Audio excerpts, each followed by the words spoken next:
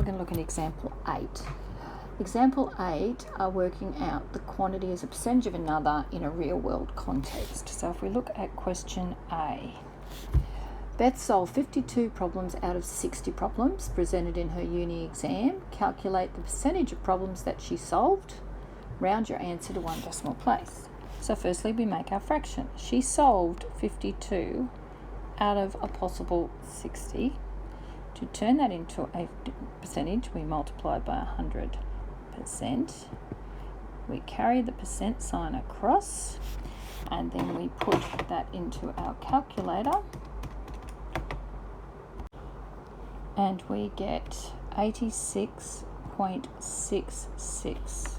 Now the question asks for one decimal place, so we have to round after the first 6. Because we have another 6 after that, it will be 86.7%. As it was asked in words, you should write the answer in words. So Beth solved 86.7% of her exam questions.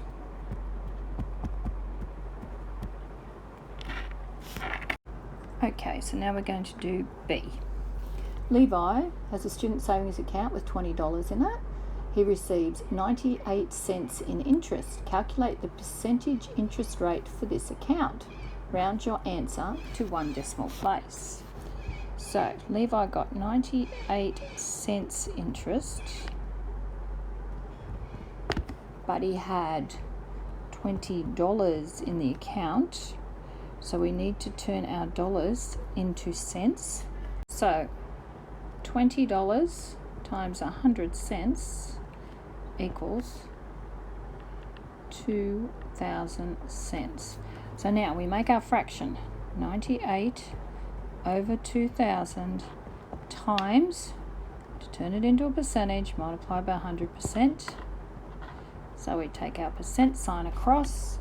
We use our calculator again, and we put it into the calculator, and we find out that he made 4.9% interest. Again, we probably should write this as a sentence. So Levi received